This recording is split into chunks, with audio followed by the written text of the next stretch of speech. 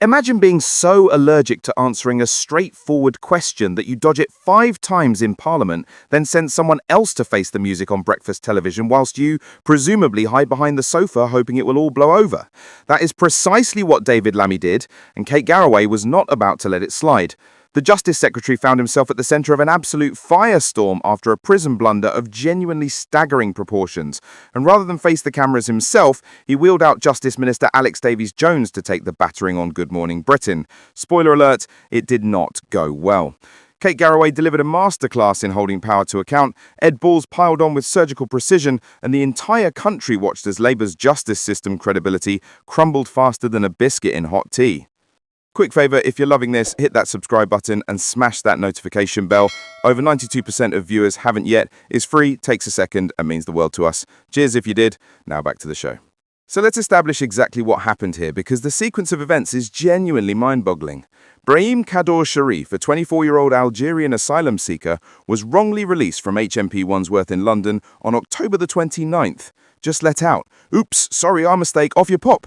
Now, mistakes happen, sure, but this is a prison we're talking about. There are procedures, checks, balances, entire systems designed specifically to prevent exactly this sort of cock-up. And yet somehow, despite all of that, someone managed to open the door and wave goodbye to the wrong person. But here is where it gets even more ludicrous. The mistake was not reported to the Metropolitan Police until November the 4th. That is 6 days later. 6 entire days where nobody in the prison system thought to pick up the phone and mention that they had accidentally released someone who should still be behind bars. Think about that timeline for a moment.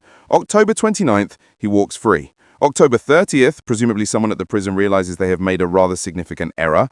October 31st, still no call to the police. November 1st, 2nd, 3rd, nothing. And then finally on November 4th, someone decides that perhaps the Metropolitan Police should be informed that there is a person wandering around London who should not be.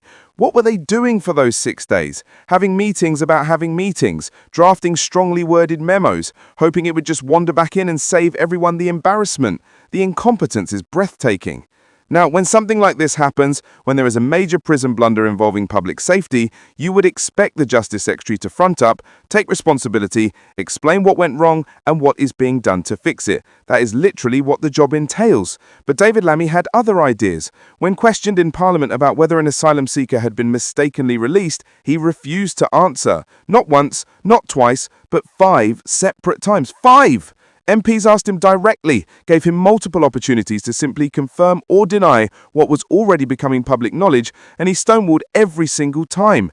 It was a masterclass in evasion, the sort of performance that would make a defence lawyer proud, but leaves the general public absolutely furious. And then came Good Morning Britain. Kate Garraway, who has been in broadcasting long enough to smell nonsense from a mile away, was hosting alongside Ed Balls. The guest? Not David Lammy, oh no, he was far too busy doing whatever it is Justice Secretaries do when they are avoiding accountability. Instead, Labour wheeled out Alex Davies-Jones to take the heat on live. Now, I have nothing against Davies-Jones personally, but sending her out to defend Lammy's indefensible behaviour was like sending someone to fight a dragon with a teaspoon. She never stood a chance. Kate Garraway wasted absolutely no time. She went straight for the jugular with a question that every single viewer at home was thinking. Why isn't Justice Secretary David Lammy here? It's his name that's in the frame. It's him who didn't answer the question. Why has he put you up to take the flak? Brutal, absolutely brutal, and completely justified, because that is exactly what was happening. Lammy had created this mess with his parliamentary evasion, and now someone else was being asked to clean it up on live television. It is the political equivalent of knocking over a vase at someone's house and then legging it out the back door whilst your mate tries to explain what happened. Alex Davies-Jones, to her credit, attempted to defend the indefensible. She explained that David Lammy would be speaking to the media later that day. Later. Not now when people have questions, not immediately when there is public concern about a wrongly released prisoner, later when presumably his team has had time to craft the perfect non-apology and work out exactly which parliamentary committee they can blame. But Ed Balls was having absolutely none of it. He piled in with a sort of direct challenge that makes politicians squirm. He 5 times failed to answer that question in Parliament. To be very honest, he could have explained what was on his mind. Very hard to ask you why he did that. Translation, why are you here defending someone who clearly has no defense, and why isn't he here doing his own job? The reaction on social media was swift and merciless. One person on X summed it up perfectly. David Lammy is off digging himself an even bigger hole than he's in already, instead of coming on TV and taking some responsibility for yet another failure. Davies Jones blaming everyone but Labour as per. Lammy needs to step up and then step down. He's clearly not up to it. Another viewer added, Labour proving how incompetent they are. Look at Calamity Lammy's demeanour yesterday, let alone him dodging the question 5 times, to see what a clown show they are. Harsh, perhaps. Accurate? Well, the evidence rather speaks for itself. Here is what makes this entire situation so damaging for Labour, and for David Lammy specifically. This is not some abstract policy debate where reasonable people can disagree about the best approach. This is not a difference of political philosophy. This is basic competence. Someone who should have been in prison was released by mistake, and then nobody told the police for nearly a week. That is not a left-wing or right-wing issue. That is just failure. Pure and simple. And when the person responsible for overseeing the justice system refuses to answer basic questions about that failure, it looks like a cover-up whether it is or not. It looks like someone desperately trying to avoid accountability, hoping that if they just stay quiet long enough, everyone will forget about it and move on. But the British public has a long memory for this sort of thing. We remember the Windrush scandal. We remember Grenfell. We remember every time a politician has stood at a dispatch box or sat in a television studio and tried to gaslight us into believing that obvious failures are actually complicated situations requiring nuanced understanding. Sometimes things are just wrong, and this is one of those times. A prisoner was released by mistake, the police were not informed for 6 days, and the Justice Secretary refused to answer questions about it. There is no nuance there, no complexity. Just straightforward incompetence, followed by shameless evasion. The timing of this debacle could not be worse for Labour. They came into government promising to restore competence to British politics, to be the grown-ups in the room after years of Conservative chaos. And yet here we are, watching the Justice Secretary hide from scrutiny whilst his colleague gets eviscerated on breakfast television. It feeds directly into the narrative that Labour talks a good game about accountability and standards, but crumbles the moment those standards are applied to them. Every opposition MP in Parliament must have been absolutely delighted watching this unfold, because it's ammunition that will last for months. What makes Kate Garraway's intervention so significant is that it came from someone who is not a political attack dog. She's not a hardened political journalist known for destroying politicians in interviews. She's a breakfast television presenter, someone whose job normally involves chatting about the weather and introducing cooking segments. But even she could see through the nonsense that was being peddled. When someone like Kate Garraway is calling out your evasion and asking why you are not facing the cameras yourself, you know you've lost the room. You've lost not just the political commentators and the opposition benches, but ordinary people who are watching over their morning toast and thinking, hang on, that doesn't sound right at all.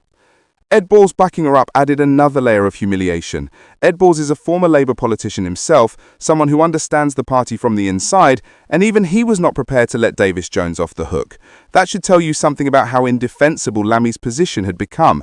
When your own side starts asking uncomfortable questions, when former allies refuse to provide cover, that is when you know you are in serious trouble.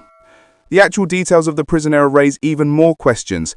How does someone get released by mistake from a facility like HMP Wandsworth?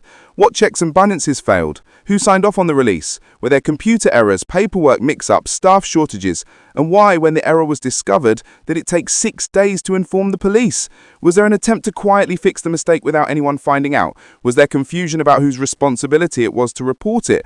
Or was it simply that nobody in the system thought it was particularly urgent to tell the police that someone who should be in custody was not?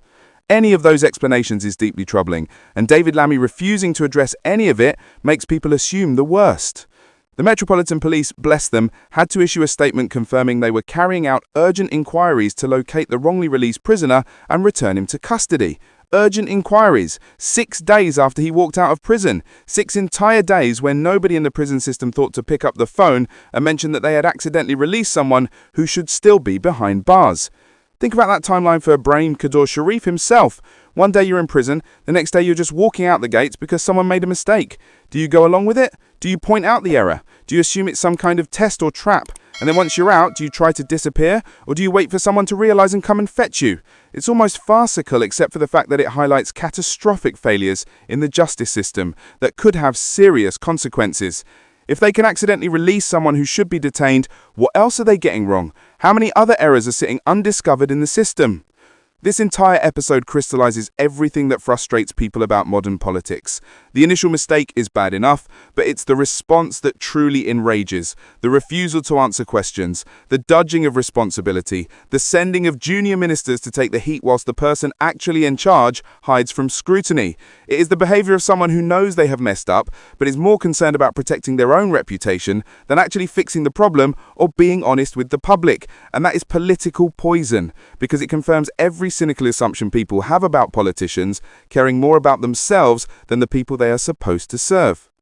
Kate Garraway exposing that behaviour on live television, forcing the conversation that David Lammy clearly didn't want to have, performed a genuine public service. She asked the questions that needed asking and refused to accept the sort of non-answer that often gets politicians off the hook.